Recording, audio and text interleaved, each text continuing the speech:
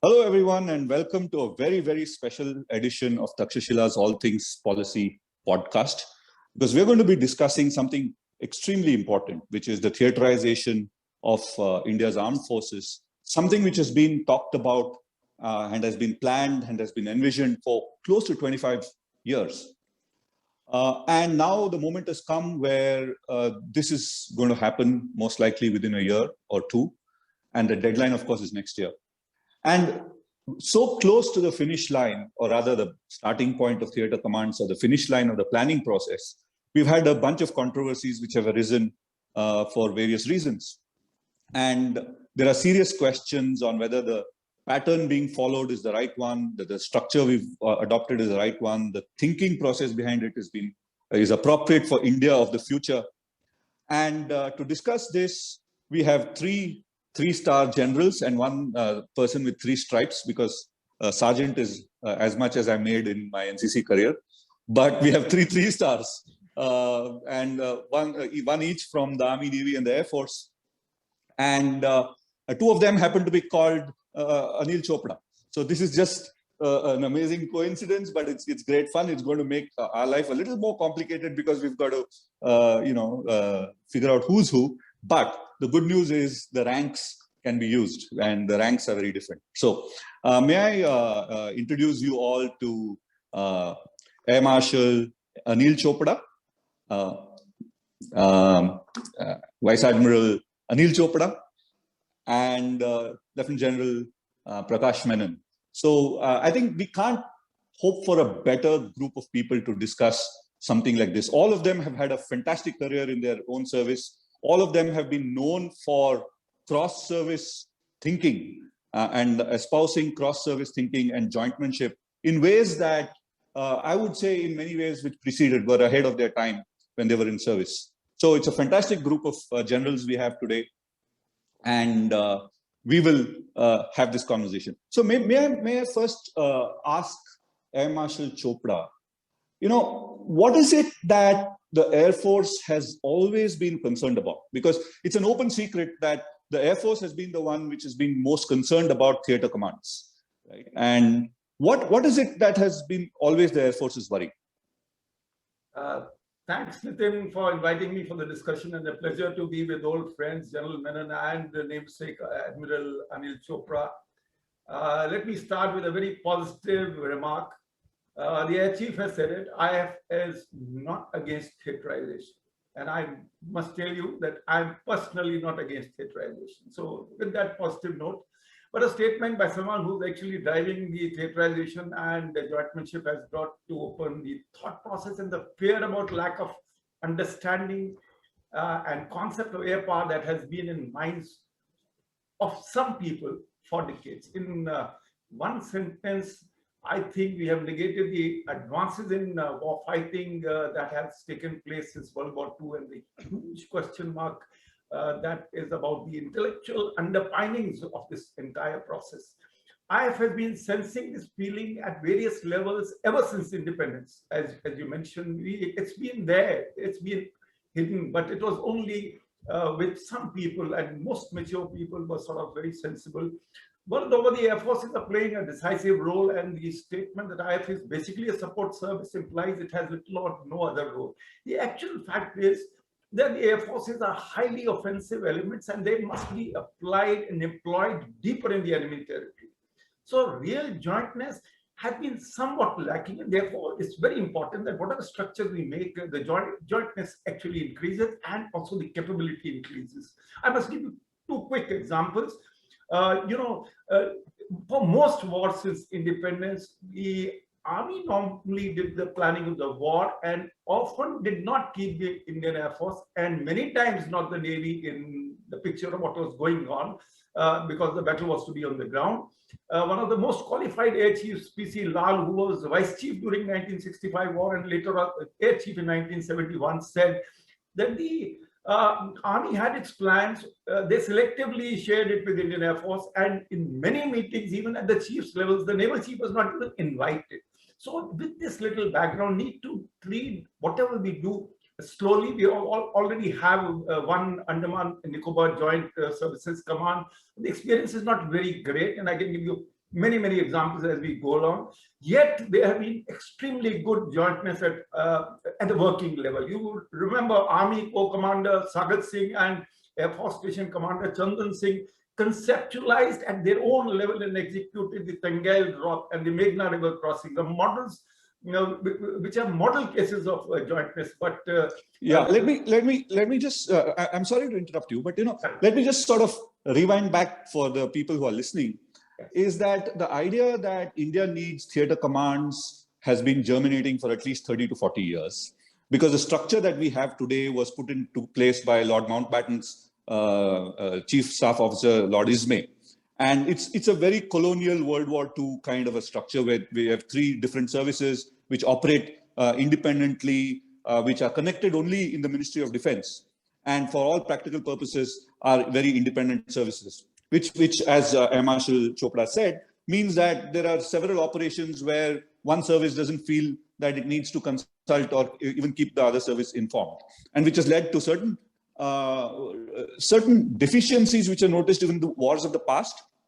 And it's certainly true that for the wars of the present and for the wars of the future, we just cannot afford a structure where you have three different uniformed services which are practically independent armed forces with their own commands, with their own procurement, with their own processes, with their own training and their own organizational culture. So most modern armed forces have already made that transition to a joint command structure where although there are three services which have their own unique roles and responsibilities, they operate as a single armed force. And the challenge in India has been, how do we get to a jointness, or how do we get to a structural jointness as opposed to an operational ad hoc jointness that we saw very wonderfully in the wars of the past, and also some of the failings of the tactical jointness which undermined some of our efforts in the past. So, Air Marshal Chopra's point really is that the Air Force has been concerned because the predominant role of the army in planning and carrying out many of the wars in which India has fought means that the Air Force has been deprecated as a service, and its role and air power as the utility of air power in modern warfare has been misunderstood, not understood at all, and certainly deprecated. And the remarks which he referred to really are of General Rawat's, the CDS General Rawat's point that Air Force is a support arm, just like artillery, which I think is a comment which went way too far.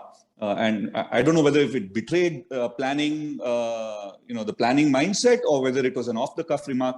Whatever it was, I think it has brought to the fore the fissures and the suspicions that we've always had and existed into the way that we are theaterizing. Now, can we go to Admiral Chopra, who's really is from one of my favorite services. I have to betray my own personal leanings here. I'm a very Navy guy. Okay, I like Navy because I like maritime power, and because maritime power includes air power, it includes sea power, and it includes land power. If there is a service, which kind of power which I like, okay, this is my personal bias. So I just want to get Admiral Chopra to weigh in. What has been the Navy's view of theatrization? Many thanks, Nitin. I'll try and not keep your bias in mind and not take advantage of it. But let me say at the very outset that I am not for theatrization.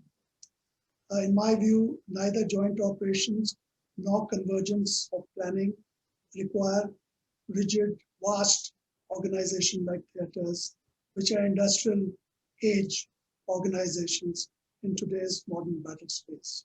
Now, this is a vast subject. In a very short time like this, it will be very difficult to cover all the facets for all three of us. So I thought I'll make my point clear. Now, there is certainly, why do we talk about joint stuff? One is, finally, it all boils down to joint operations. And of course, that is what you want to do. Now, what you need for joint operations is a subject altogether. But every time there's an issue of operating jointly, we don't have to reorganize. Every time there's a problem, don't reorganize. It's like setting up a committee for anything, which you have a problem for. Reorganization is not the solution to, in my view, to the problems that the Indian military edifice faces today. There are far greater concerns. And my biggest problem at the moment with theater is, hypothetically, if it were to come into effect, it would both destabilize and polarize the armed forces at a time when the Chinese border is alive, when Afghanistan is getting live, and when the pandemic is not over. Surely our timing can be better. If any such large organizational metaphor forces were to come into play, you can be assured of 3 to 4 years of relative instability as everybody gets their new acts together. So my first issue with theatrization is the timing. This is not the time, and I think we need a window where we can look at the intellectual underpinnings, we can look at the concepts, and we should find consensus. We are not a parliament of 300 people or an assembly of 800 people. We're just 3 services, and it's important to find consensus on this issue. It can't be just rolled over because it makes sense to one service. And do I have some time to just say one more? No, because we'll come back to you, because Okay. what I want to do is I want to accuse General Menon. Yeah. I want to accuse General Menon on behalf of the other 2 officers here. Is it that the army has been so dominant in the military thinking of India in the past, several decades since independence, and maybe even before that? Is it so much that our preoccupation with continental, wars across the Himalayas or across our western western borders, has it made the army so self-centered that it ignores that there is air power and there is maritime power, and then there are other theaters probably which might be important in the future? Actually, the problem which you're stating does not come from the army itself. It comes from a political orientation of what is clouded by threats which are more continental in nature, at least as visualized till now. And obviously, that means that land power, which the army represents, has been the preponderant instrument of statecraft used by politicians. The fact remains that that has clouded India's political vision of what military power is about, because that is what we should talk about. It's not about whether the army, navy, or the air force. How do we actually make India's military power more efficient in the geopolitical situation which India finds itself? And I think from that point of view, unless there is a change in the political vision of military power itself, we cannot really say that it is the army. Army just follows what the politicians actually tell it. And that is where the deficiency right now is. But what has changed was the political mandate. That now there is a political mandate which says that you put your act together and see how military power can be made more efficient. And one of the things which is apparent to us is that you have 17 commands which represents different services, all in disjointed areas. Everyone plans separately, right from the planning process of procurement to operational planning. And to say that we do not need to change, I do not agree. But the point is, which Anil makes, or Anil, the Admiral makes, about timing is a different issue altogether. Timing is not what we are now looking at. Timing is whether we should change or not. And I think that change is necessary. And because of the fact that India has been sea blind, and therefore it has always paid that price. But now we should realize that the maritime arena has risen in importance, that we need to change the way we look at military power. So army is an important component of military power. Army cannot claim it is supreme. Army is one among the many instruments of military power. There's nothing which army can say is more important than the other because it is determined by context. And I think what we're missing out here is any service claiming supremacy. I think that's a very short-sighted view, but it's always been the case because of the size difference between the Army, Air Force, and the Navy. The others have felt that these guys given us a short shrift, and history tells us that they've also had a bad deal. And what Air Marshal Lal said about the 1971 war and the fact that the Navy was not invited in many issues is just a statement of fact. That doesn't mean that we should continue, we must change. And theaterization, I would think, is a way forward. But nobody can claim supremacy. And that's the point. Because the larger the theater, the larger the geographic space, the greater the chances of cooperating flexibly. And power comes from the power of cooperation. And you can cooperate flexibly. And this is another issue, that you don't have to have any laid down. The fact is that you can mix and match to suit the context. And theaters provide for it. That is why theaters are responsible. Okay, well, if I have to ask you a related question, what do you make of the current controversy, right? Because see, a lot of us, I have been, pushing this idea of theater command since at least 2007, right? And when I sort of understood what the issue is, and many of us have been pushing this idea for much longer. But now that we are so close to the actualization of that idea, we have this controversy. So what's the pain point here? What troubles you? The pain point here is the fact that it's very obvious that the statement of the CDS definitely is unwarranted. It really is professionally very disappointing to me as an army officer. He's a CDS. He doesn't represent any service. He actually represents the military there. And it looks to me from his statement that he was actually representing the army against the Air Force with that statement that he made. And that is not a view which you should have from the top. And therefore, since General Rawat is not here, let me be his advocate.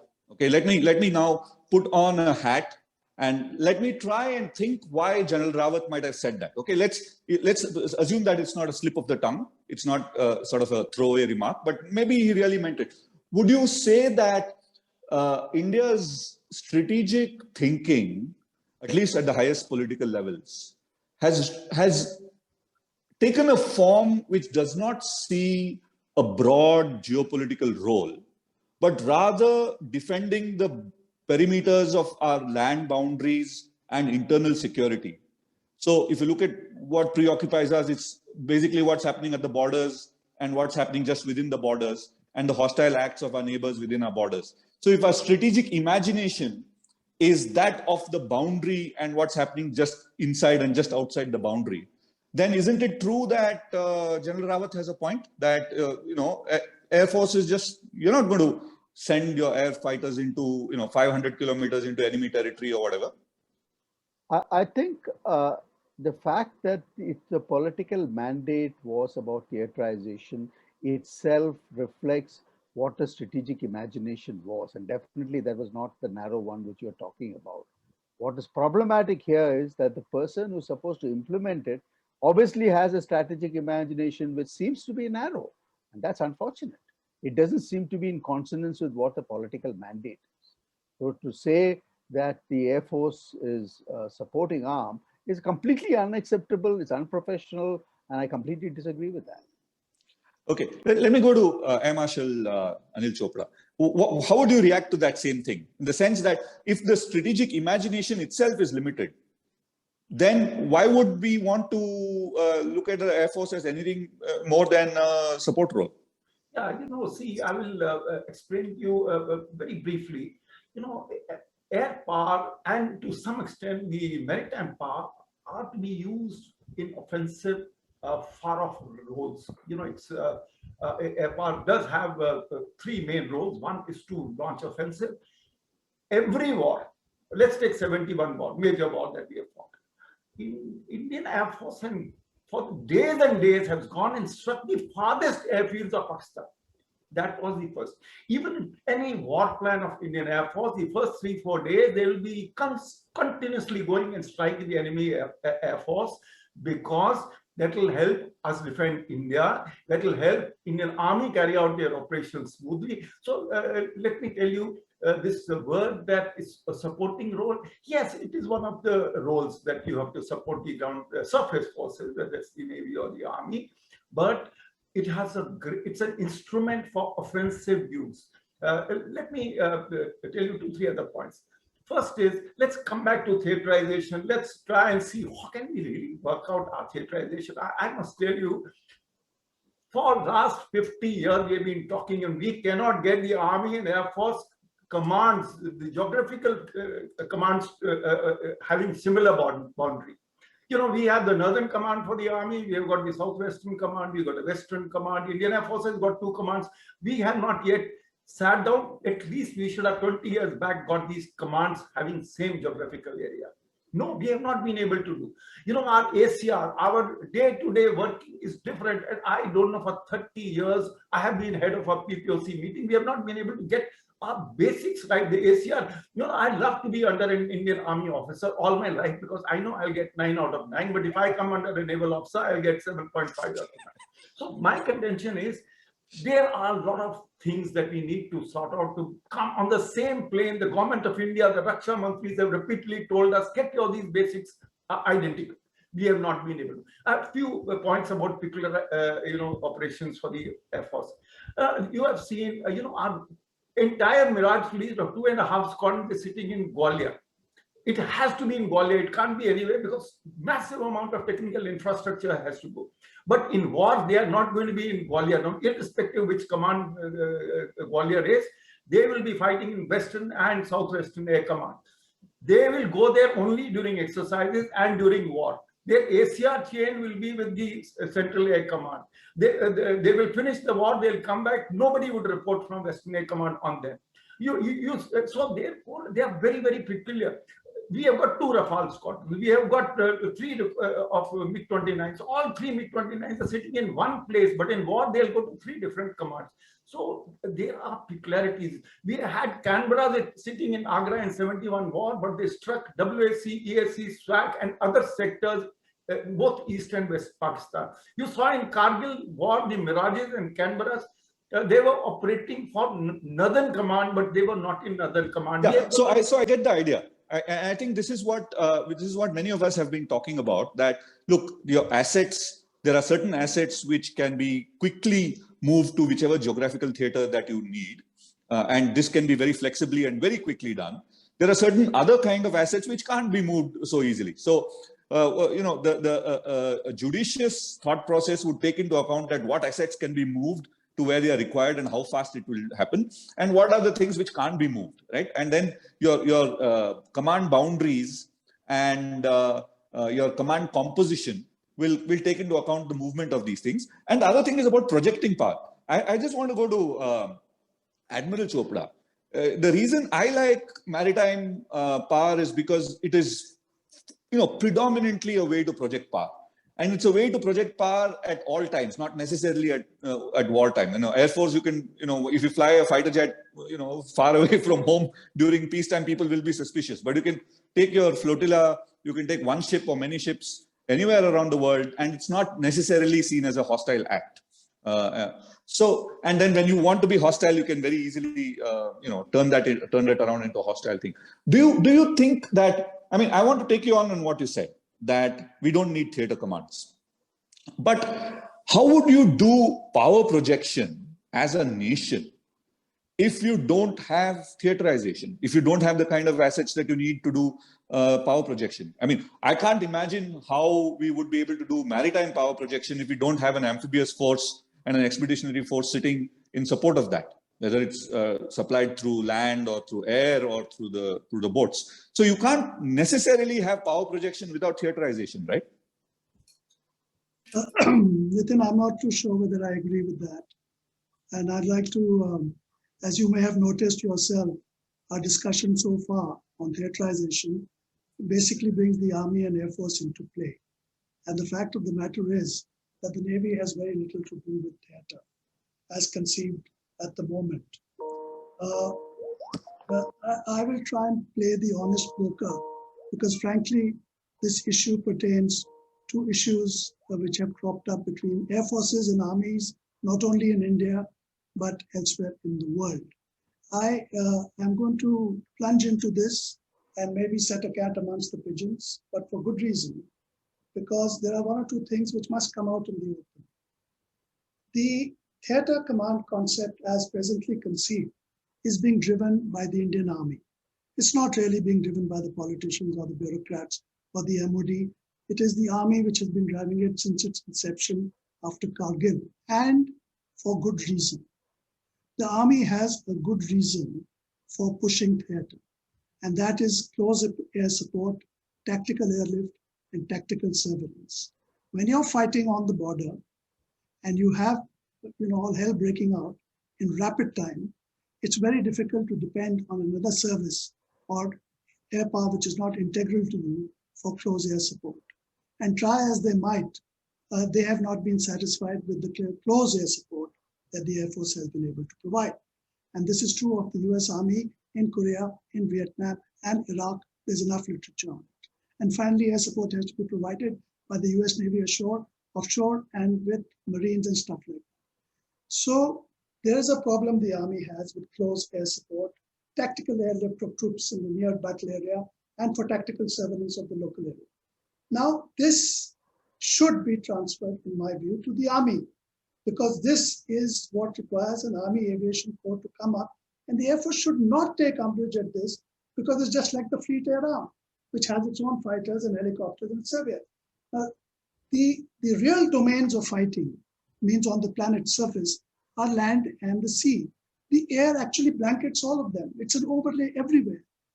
Of course, the Air Force has its own role, and of course, the Air Force has an independent service role. But you can't fight on land and you can't fight at sea without aviation assets, be they on their ships or be they with the divisional commander, because you need things immediately. And whilst the Air Force may have the range and the power and the capability, it may not be able to respond in time. Now, these, as Air Marshal will tell you, these debates have been, been there between the Air Force and the Navy for very long, and they have finally subsided because, the only time to just sum this up a little bit for the Navy, theater doesn't affect us except in the littoral. We talk about the air-land battle, the air-sea battle. We don't talk about the land-sea battle, because the only time that we really come in contact with the Army, used to come, was amphibious warfare and expeditionary warfare, as you said. The last year, the US Marine Corps, which is the world's largest amphibious sort of organization, has put it down in writing that the era of the amphibious assault is over. It's unlikely that we will be able to launch huge amphibious assaults like Normandy or Incheon anymore.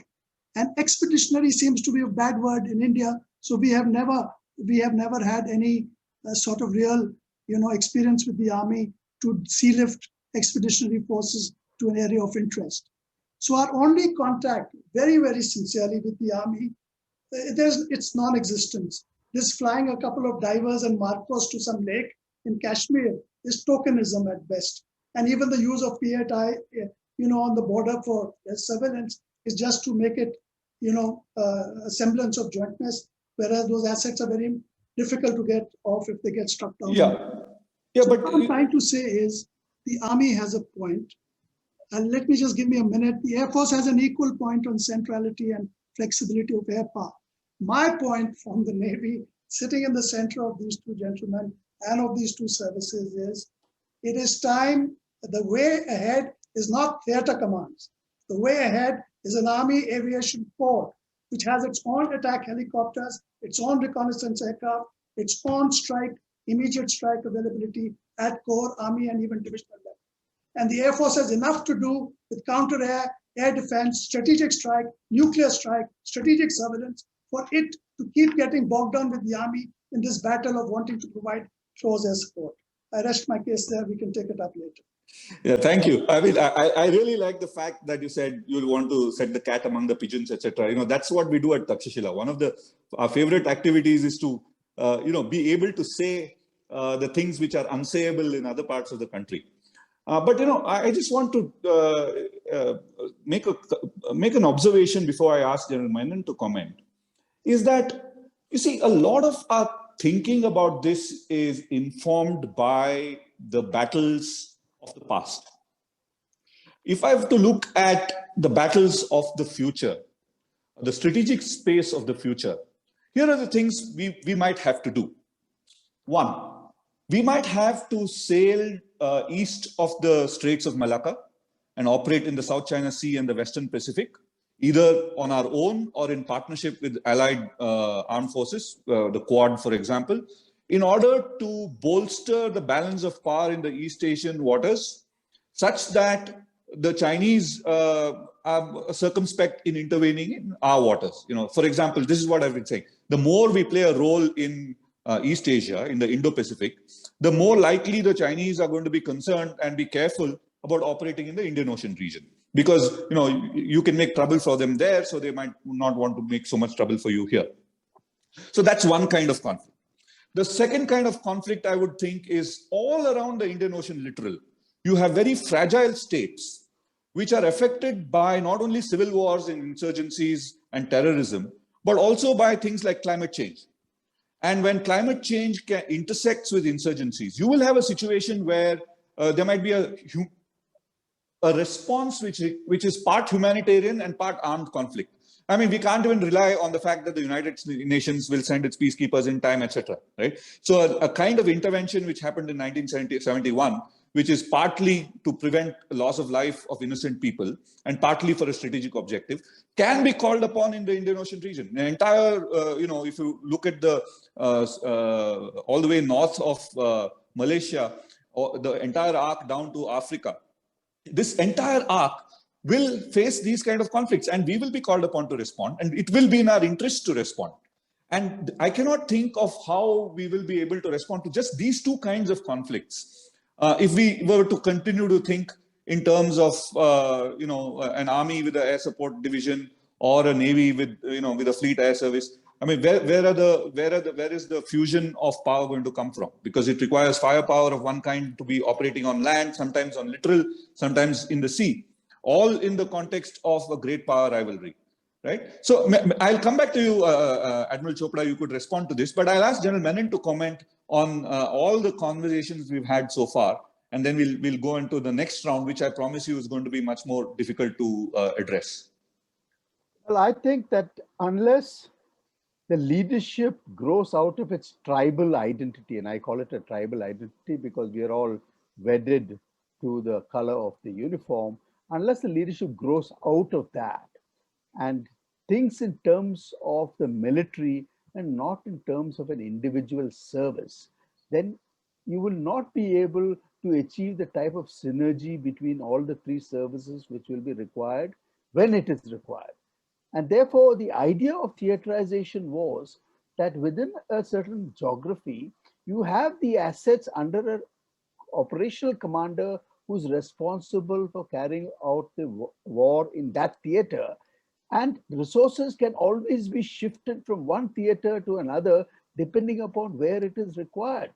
The issue of ownership, that it belongs to me and nobody else, is what we have to finally get over with. Because it is not about, it's mine, I can't give it to you. That only I need it, you don't need it. Unless you get above that level of thinking, we will continue to fight at the lower levels that I want my own stuff, you can have your own stuff, and then we will work together. Okay, can I just interrupt you there? Okay, and I want to throw the ball back at you. Is it that the army has been in the counterinsurgency mode for 3 decades? So much that the army's thinking, and therefore the political leadership's thinking, is largely counterinsurgency plus, that we are not able to look beyond counterinsurgency plus the proxy war kind of a situation and look at beyond that and for power projection. Is the army responsible for this? No, the fact remains that our prolonged deployment in counterinsurgency obviously has colored your way of thinking, it's weighted it. But we are now talking about how do you prepare an effective military instrument for a nation like India in the geopolitical context that is likely to find itself. That is the context in which we have actually to deploy and employ military power. So the point is that unless you frame that context in its holistic way, you cannot talk in the parts. And unless we talk about the fact that all three services must think about what is the highest level of war that we will have to fight.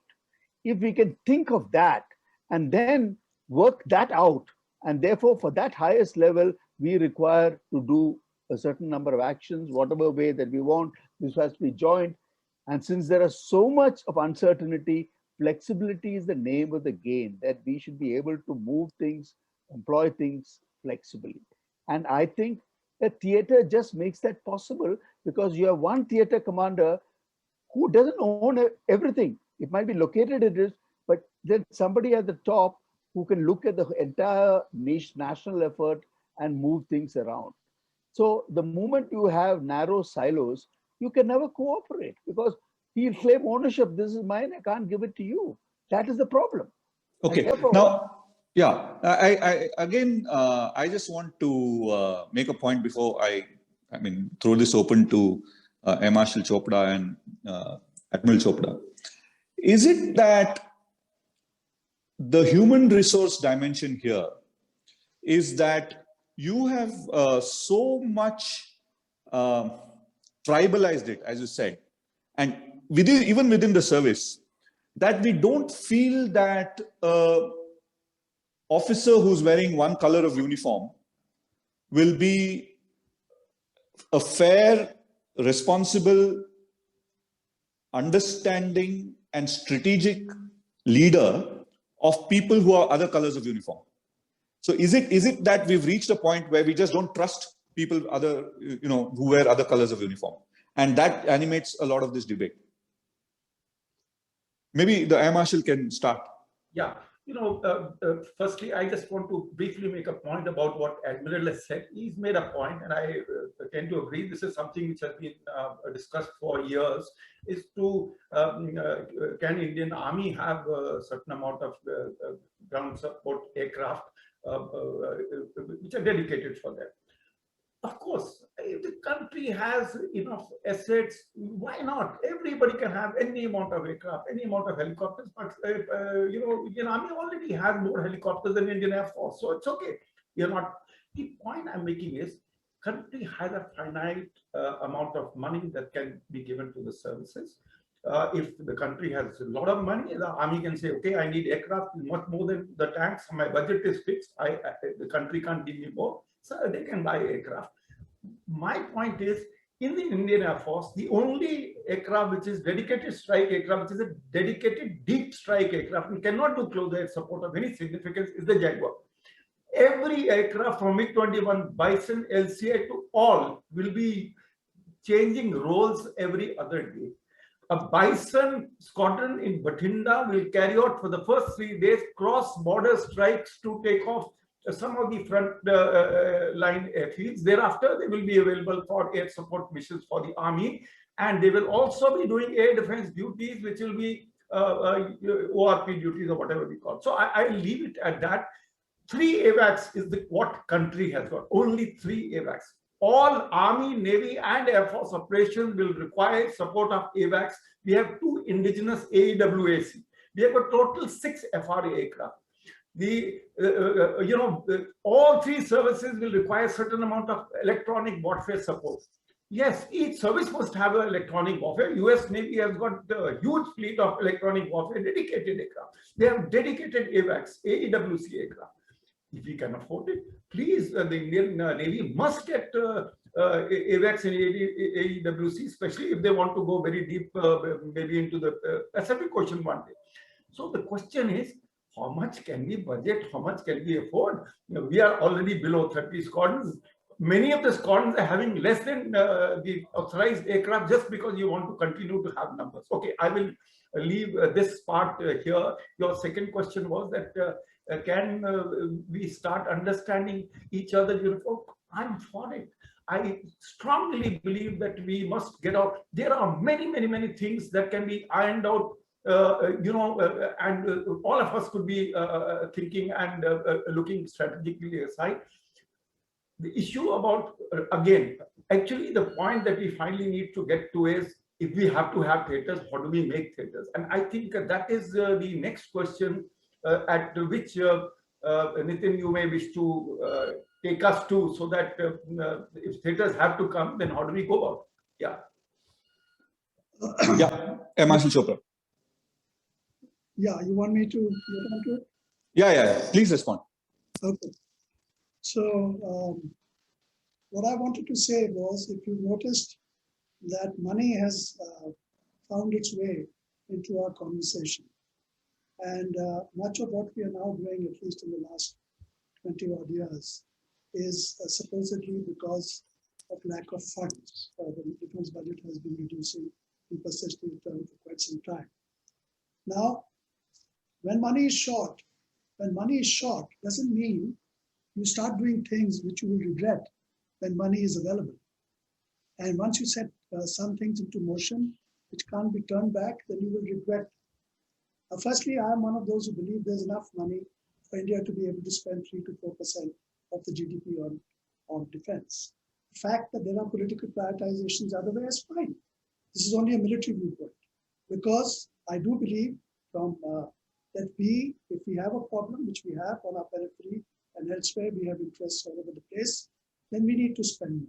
Otherwise, we will keep taking decisions like these, that there are 19 commands, it's too much, save money.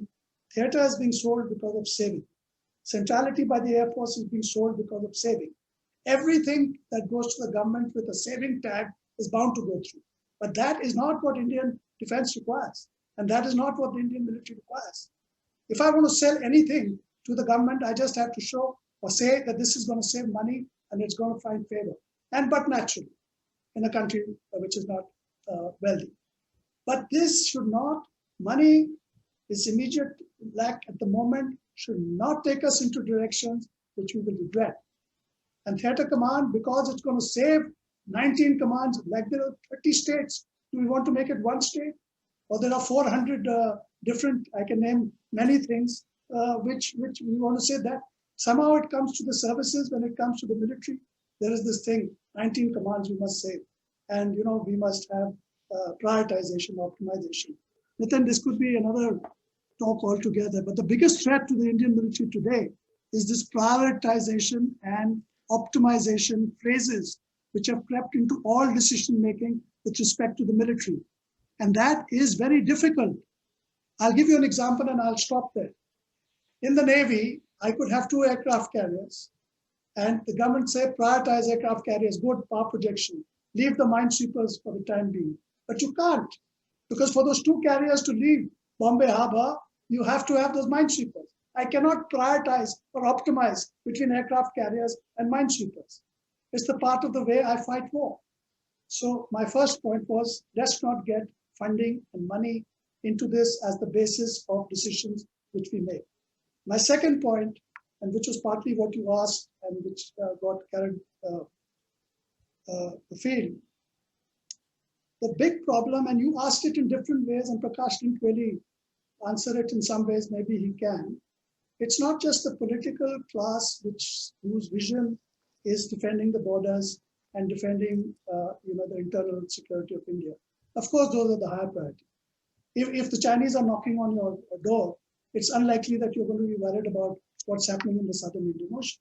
And we all know, it's been said in million webinars, that is the Chinese game plan, to get you focused on your northern borders. Your attention, your money, your focus all on the northern borders and away from the sea, which is the only place that they are vulnerable and weak. And it's happening. It's not because people don't recognize it, because there is no other option. At the moment, the Chinese border is definitely of more concern than some of the things which may be going on in the Indian Ocean. I'm Indian enough and military enough to recognize that priority. But prioritization and funding is something I worry about. One thing, because you said you're a maritime guy, and I must reiterate what Air Marshal also said. By their very nature, and especially the Navy, we are offensive, mobile arms of the military. We are always offensive maneuver. We don't defend coastline. The job of the Navy, which most people don't realize, is not to stand in a line and defend the coastline. The Navy strikes out deep into the ocean, finds the enemy, brings him to battle, and destroys him thousands of miles away, sometimes from the homeland. The battles of the First and Second World War were fought 30 to sometimes 6,000 miles away from Europe, between Germany and Britain. My point is, and I'll cut it short here, that the entire mindset, both political-military mindset, seems to have become defensive and static. And this is not good. It has to be offensive and mobile in a larger frame of the picture. Thank you. General Menon, I'm still concerned about the HR issue, right? In the sense that there are two HRs. So I'll throw a little bit of a googly to you. Because this, the first HR issue which I asked the Air Marshal and the Admiral is about whether inter-service trust exists to an extent that people feel comfortable operating together. And the second is to turn the Admiral's question on its head and say that although theatrization's purpose should not be cost cutting, the purpose of theatrization should not be to save money. The purpose of theatrization is to get more capability, right? To address the security threats that we have of today and tomorrow. But in doing so, would there be opportunities for cost cutting in terms of a leaner armed forces, getting more capital equipment instead of large numbers of boots on the ground? And you're an infantryman yourself. So usually this means that we have to cut down on the number of infantry. Ultimately it comes down to that, support services, infantry, and then comes on to more capital intensive kind of units, right? So do you see this? First question, the HR issue is comfort level between uniforms. Second question, are we ready to be, to use a more nice, to use a nicer euphemism, are we ready to improve the teeth to tail ratio? As far as the HR issue is concerned and the comfort level is concerned, the idea of, it'll always be challenging, but the idea would be to maximize integrated structures where people work together. When you keep them separate, and Indians are very easy to actually acquire identities which are not easily dissolvable. I mean, if you take the MEA for that matter, it's completely got IFS people. Anybody from the outside finds it very difficult to actually survive there. Or if that's what is happening to the MOD, which is an IAS preserve, and you find the military man going there, will now be problematic. But in the long run, the more integrated structures that you have it will never resolve, but at least it will dissolve to some extent the problem of working together.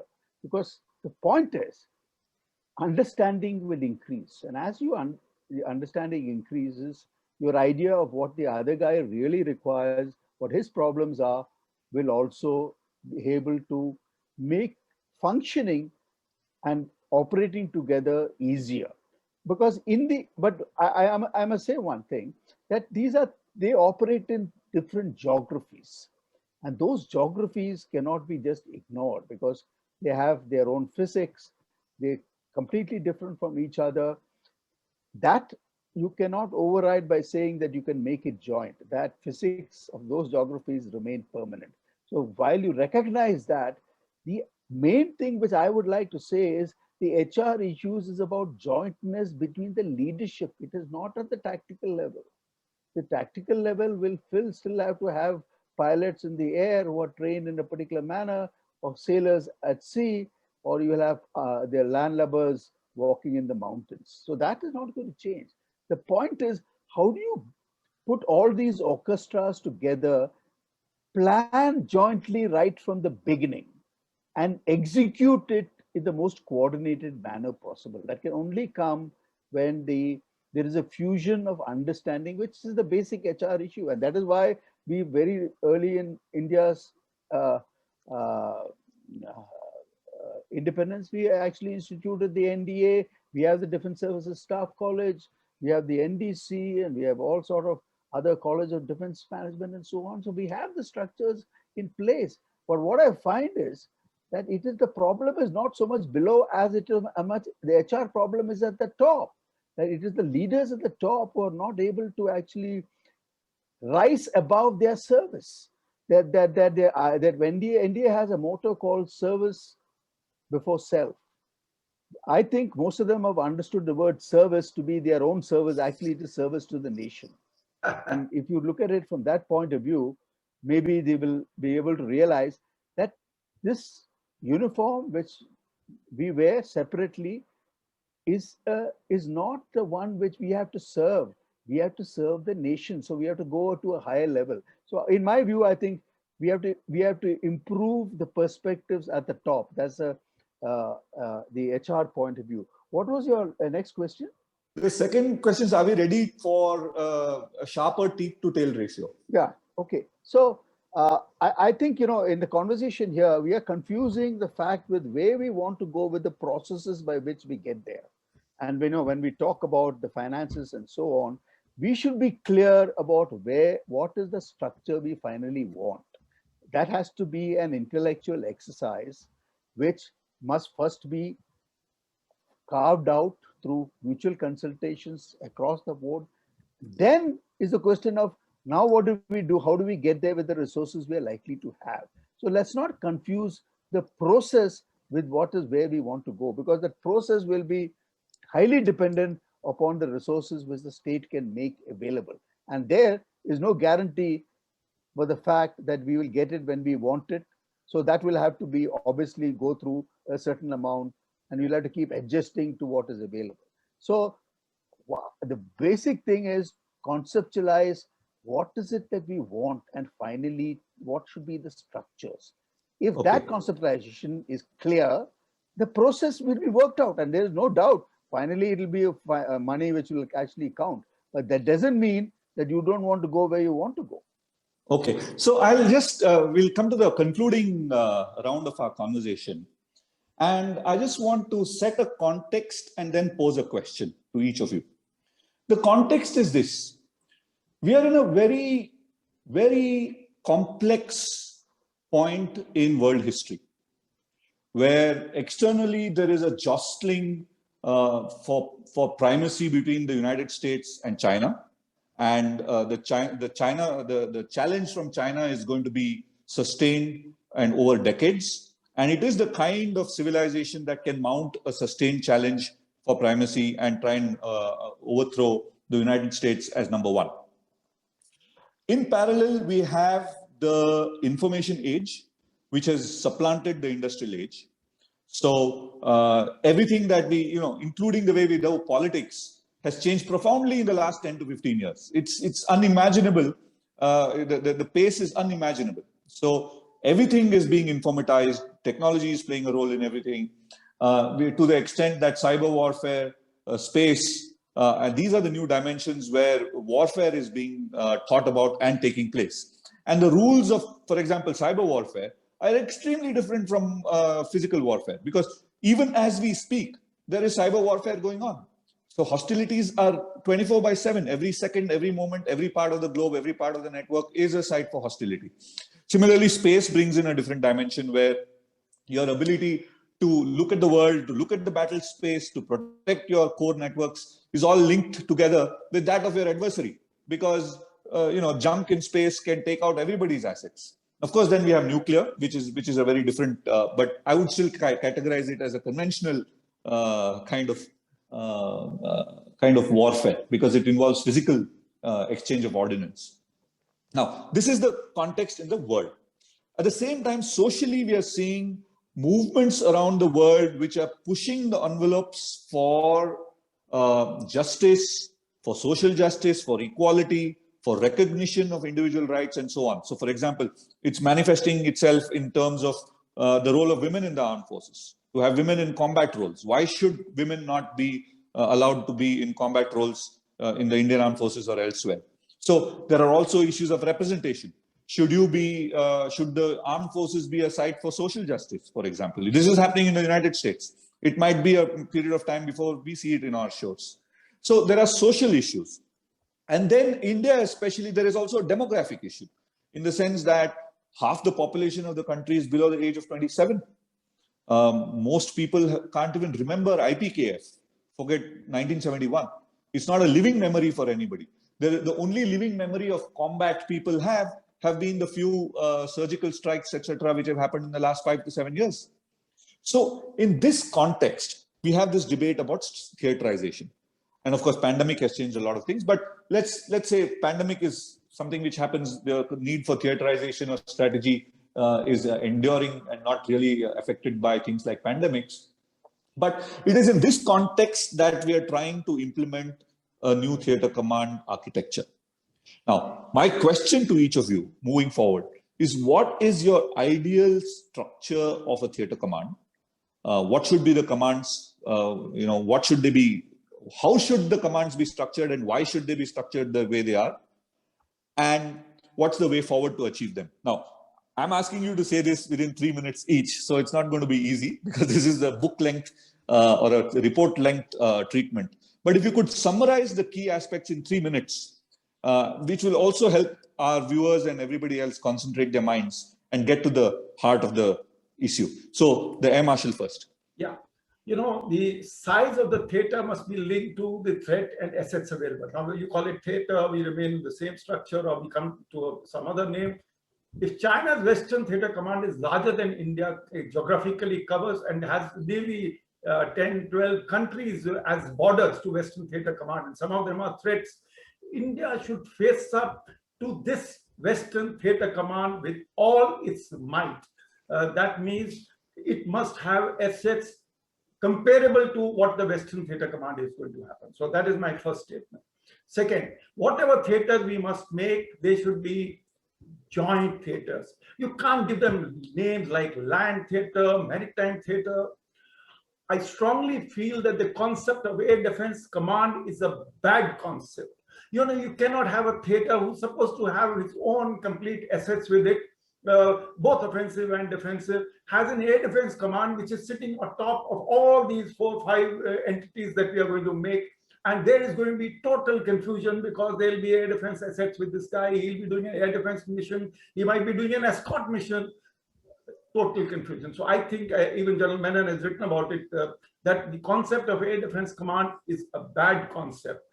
I feel that whatever we do, whether we want to make 1, 2, 3 theaters, it should be composite theaters with fair amount of assets, and there will be a significant amount of air assets which will remain, centrally controlled, because they will the assets are, are not there. And my last point on this is that we have had joint structures already. We have got SFC, we have seen ANC, we have seen IDS. We have a model. You cannot say this will be an army-centric theater. This will be a Navy-centric theater. Every theater is a joint theater. The command will be rotated. Every post will be rotated. There will be enough people in each service. Presently, the impression one is getting is it's goodies being distributed purely by number of size. Okay, land, Army must get at least 3 commands. So give them 3 commands. Navy will get 1, Air Force will get. I think that is not the way. There will be theaters. It will be north, west, south, whatever you want to call them. And I personally feel, for the time being, with the kind of assets all the 3 services are, but we are all short. We should have a single theater, call it India Theater. Another point is, presently the CDS has got wearing 2 hats: a secretary's hat, a permanent chairman, chief of staff hat, and in the proposal that he's giving, he wants to be also the head of all the theaters, must report to him. 3 hats, I think, is a bad idea. All the 3 hats should be worn by 3 different people. These theater, like the Americans and the Chinese, should report to some political executive. What kind of a support system that political executive finally will have. Any proposal that the armed forces must now generate, especially after this confusion that has got created, should be audited by independent agency. There could be an election type of committee. There could be, there should be a GOM, of course, on top before a decision can be taken. It took the Americans 4 or 5 years in Congress to, before they came out with the Nicholas Goldman Act. So hurry slowly. Festina Lente.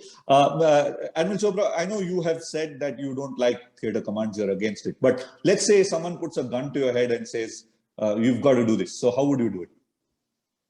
Yeah, so I think I would agree with the Air Marshal there, that if there are going to be theaters, they can't be based on the number of people in different services.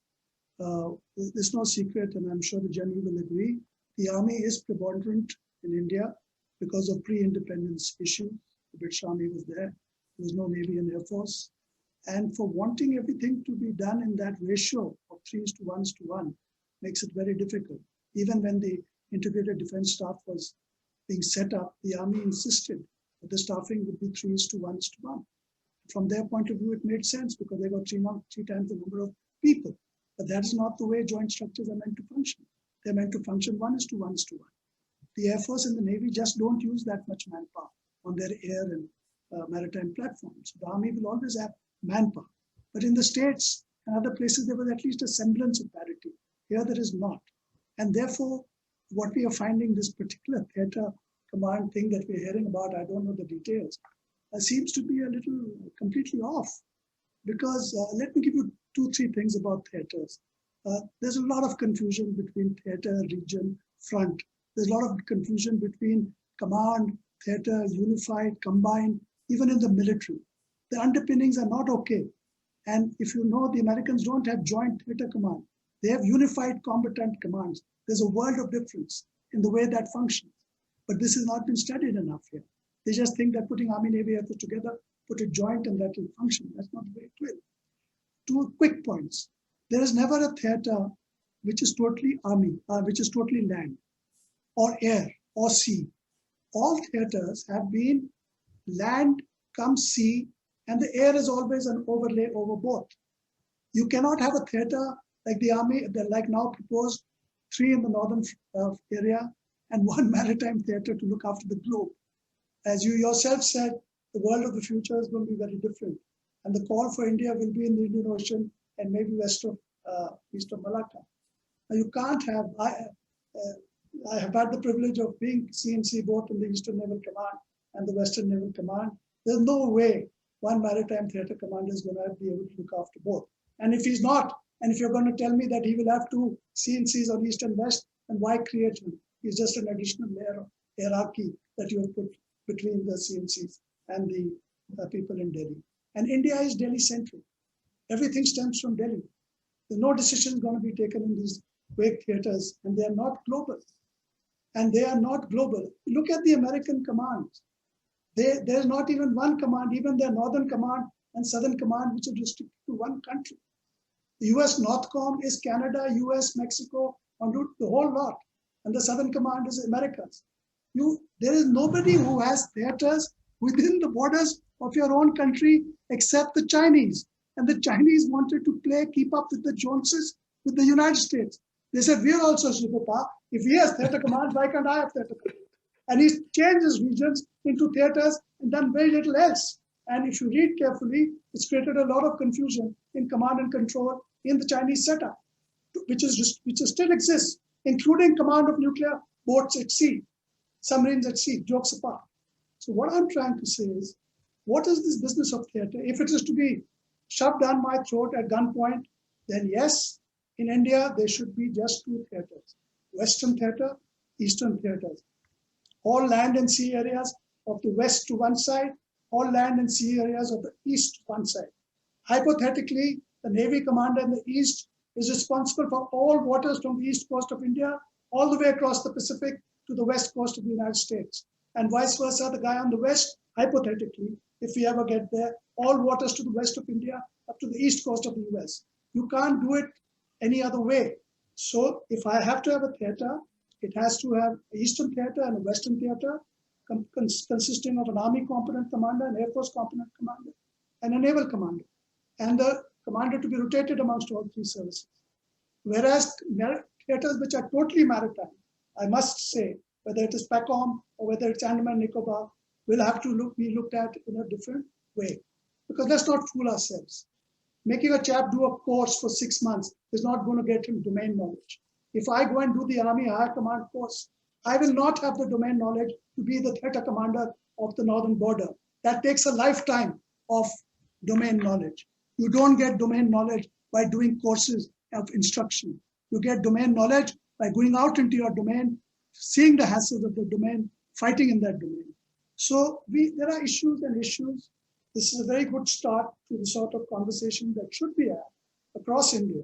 at least amongst the strategic community, as to what are we doing? What is a theater? What is a theater?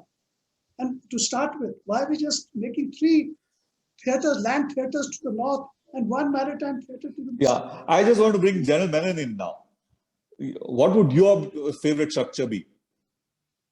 I think first let's get purpose very clear. The purpose is to have as large a structure of theaters as possible so that it will facilitate flexible cooperation. I think if that is the conceptual underpinnings, then threat and geography should be what drives those structures.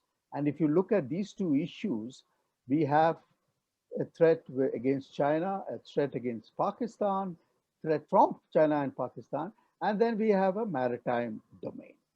Now, we must never forget that continental India is also a space which requires to be responsible for these theaters. So, because of the nature of India's internal geopolitics itself, the theaters cannot just be responsible for what is external to India's boundaries. They have to flow from the internal boundaries, state boundaries. For that matter, if you have, in my view, the ideal would be to have 3 theaters: the Northern Theater against China and Bangladesh and Myanmar, the Western Theater against Pakistan, and a maritime theater. But why I would say one single maritime theater is problematic is because you must also be responsible for continental India. A maritime theater, which is single in nature, will therefore, who will be responsible for the continental space? And that is very important because we are going to launch from that continental space. The theater commander must be in control and he must be in charge of what is in that continental space. So you can't segregate it that the maritime theater commanders only go look from the shorelines outward. No, it doesn't work that way. And therefore, in my view, we would have to have 4 with the maritime theater divided because of the continental problem. Although I would still prefer that a single maritime theater would do. That's one point. The other point is that as far as the issues about who should be the dominating, who should be in charge, frankly speaking, these are lower level issues which must come after we decide what are the structures in place. And the government of India is not going to sanction any more 3 stars, at least. All those 3 stars which we have, the numbers will get accommodated quite easily within these structures. What they will have to do, in my view, is to make the theater commanders 4 stars because they will have to be equivalent to the chiefs also. And maybe, as I would agree with Air Marshal Chopra, the problem now is that he's wearing 3 hats, the CDS. He's the head of department, he's a CDS, and he's a chief. But that, to my mind, is purely a temporary phase. First thing which we need to do immediately is to get a permanent chairman, chief of staff in place. The CDS cannot be the one who decides the differences between the three service chiefs. We require a permanent chairman, chief of staff, which the CDS is at this point. I think we should now, at least as a first step, separate the CDS from the permanent chairman, chief of staff. When that happens, then that permanent chairman, chief of staff is the one responsible to arbitrate the difference between the 3 services. And it's all operational. Obviously, operations will also be driven by what are the logistics necessities and the technical necessities and so on. So I think what we are now seeing is this structural problem which has been created by the CDS wearing the 3 hats. And the first step in that would be, eventually, we'll have to have separate CDS, we'll have to have separate head of department, and we'll have to have a separate chairman, chief of staff. So that will be finally where we come out to be. But now we are ironing out the structures.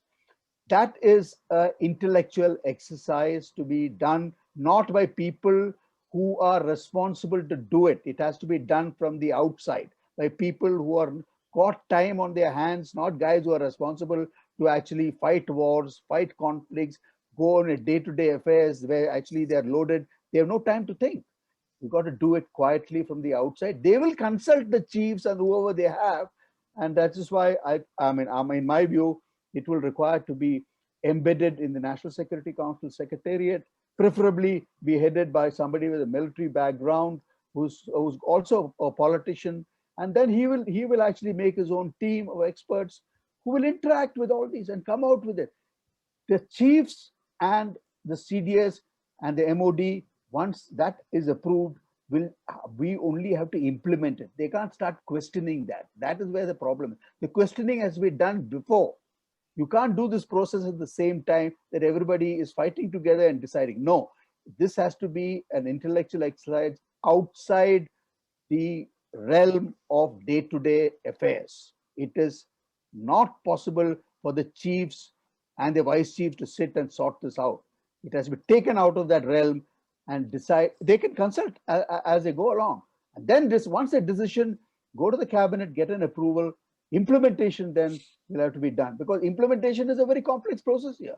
If you're not going to make this transition, it's going to be very complex. That expertise for this transition does not lie in the MOD nor the services. We'll have to get it from the outside. It's not going to be something we're going to do in 2 years. It will probably take at least 10 years to get this whole thing done. So we are now trying to do things immediately. I mean, I take the cue from the fact that one of the first,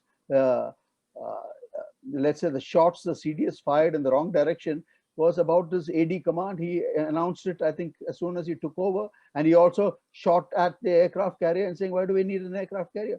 Frankly speaking, that itself betrayed what the problem was.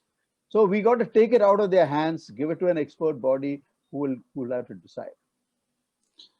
Thank you, Generals, Air Marshal and Admiral. I would have generally said, thank you, general officers, but I think it would be extremely wrong to say general officers now, especially in this context. So if I were to conclude this, I always thought that the business of theatrization was more or less straightforward in terms of this theater structure, except for one tricky one, right? Because if you draw, from the center of India, if you were to draw an X shape, then anything north radiating outwards is a northern theater command. Anything westwards radiating outwards would be a western command. Eastward would be an eastern command, and southern would be a southern kind of command. And if you see, other than the northern command, which you would see, going up northwards, which is continental, all three other commands necessarily have to be 3-star. I mean, three services, because they radiate outwards. It doesn't stop at any point. You keep going westwards all the way. I mean, to the extent that we have geopolitical interests, and as our interests accumulate over time, that range will increase. And I thought the only troublesome question would be what to do with this niggly thing called the expeditionary force, which I have been a big supporter of. And as all of you say, it's seen as a kind of a controversial word. Nobody wants to touch it. But we do need an expeditionary force, whether you want to put it as an expeditionary command or an expeditionary capacity, which is under each of these commands. That's a different question. I thought that was the main debate. But what has been astounding and shocking to me over the past 2.5 years is this whole business of a land-based command or a sea-based command or an air-based command, which seems to be an Air Force, Navy, and Army by different names, organized slightly differently. So you're supposed to cut it vertically, not horizontally. But that seems to have happened. And I'm glad that we've had this conversation where we've been able to throw some light on the matter, not necessarily converge on an answer, because I like the fact that there was diversity of opinion between the three of you, among the three of you, even to the extent of do we need a theater command at all? And when thoughtful, experienced people like you have these views, it's clearly not something that we should just go out and say, hey, we're going to create an air defense command or a single maritime command or an air force is a supporting arm and so forth. So I think that there is a need for a deeper review. I just want to conclude this conversation by quoting very roughly from memory a line from John Arkilla, who I think is one of the most astute thinkers on strategic affairs, who wrote a book called Worst Enemy. So it was about how the Pentagon is its own worst enemy and gets into the way of its own effectiveness. And in that he says that the armed forces are the only organization where your department is decided by how you travel to work. You know, if you go to work in a boat, you're a Navy. If you go to work in an airplane, you're the Air Force. If you go to work walking or in a tank, you're the Army. And it just defies no other organization in the world designs its organization structure by the way that you go to work, you know, using the transportation mechanism that you have. So on that rather flippant and probably non-serious note, I'd like to conclude this conversation by thanking all of you for the wonderful hour that you've given us.